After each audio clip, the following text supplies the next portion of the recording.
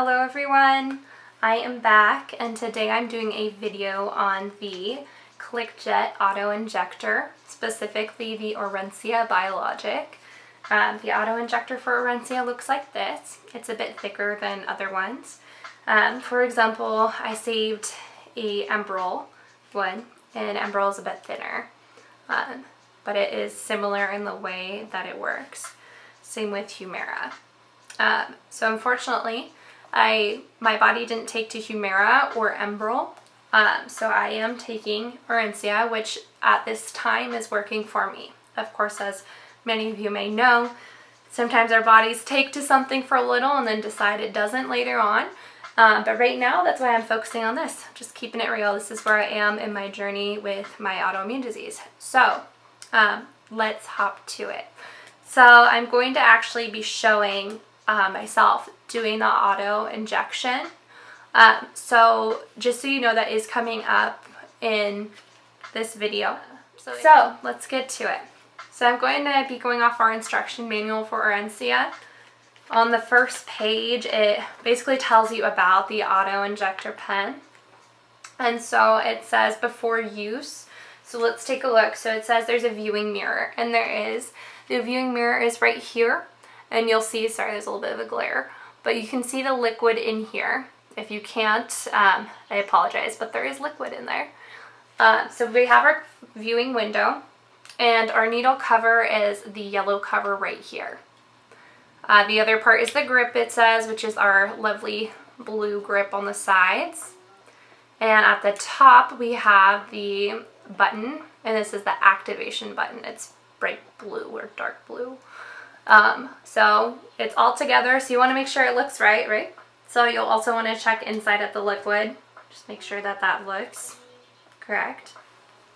So it's correct, folks. So we're going to move on. Some things that we're going to have with us, it goes ahead and it tells you what you'll need for after you do your auto injection.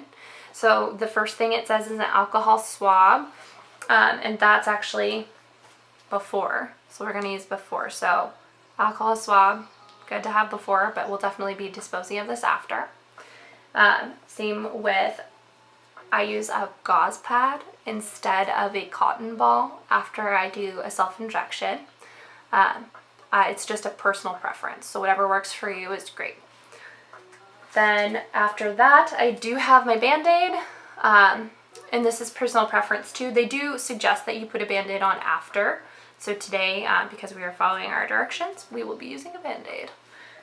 Alright folks, so the last thing too to have is your sharps container.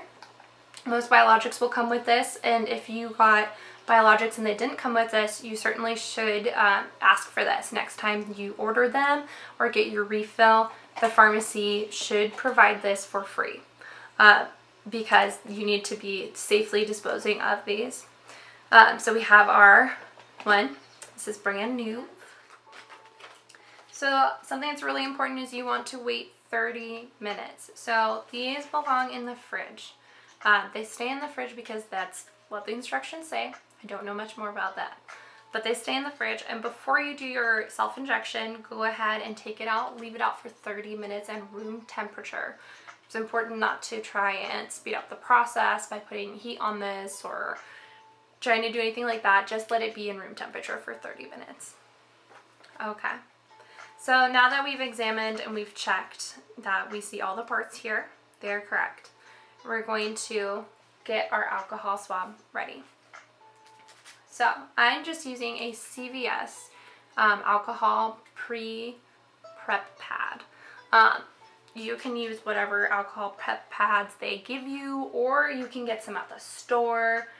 Specifically, they gave me like these ones. So if you also ask when you're getting refills for some alcohol prep pads, they should be sending you some. They sent me two. So I'll be using the ones I bought individually. So at this time, I'm going to be adjusting the camera so you're not going to see my face as much, but we are going to focus on the injection site area. So this is the leg I'm going to be injecting on. So first, we're going to get our prep pad right over here. Want to start with saying my hands are thoroughly washed. Wow. I want to show you this. It comes with, in the instructions, different parts of your bodies you can inject. So they say the tummy area, abdomen, aka abdomen, front of the thighs, and outer area of upper arms. Now, where you do it is up to you.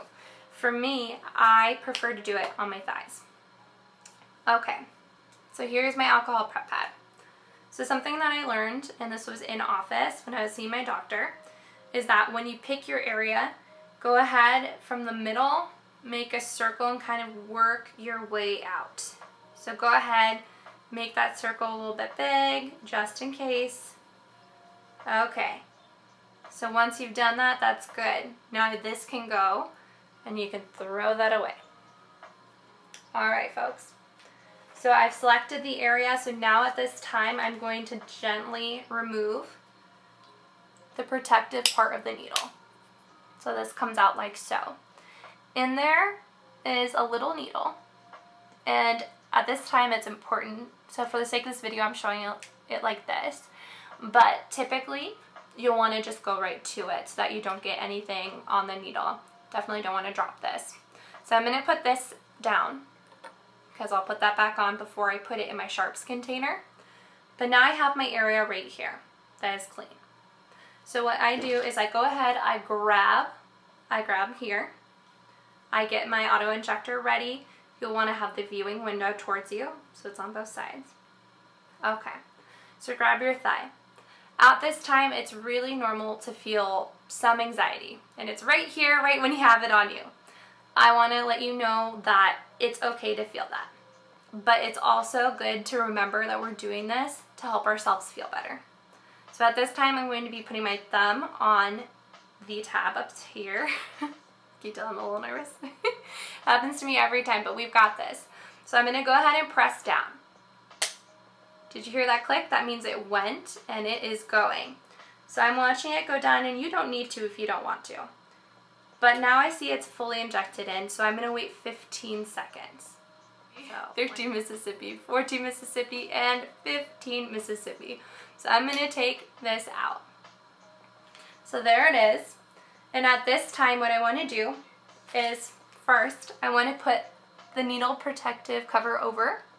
So put it back on. Put this in your sharps container, which should be conveniently right next to you. Go ahead, get your cotton swab or your gauze. So I'm going to remove my gauze, and since there is a little bit of blood on it, I am going to be putting it in the sharps container. So here we go, just carefully peeling back this, not really getting my fingers on the cotton, putting it down as you would any other Band-Aid. There you have it. So let me get you back up so I can actually look at you all. Give me 1 second. There you are. Hello. All right. So there you have it.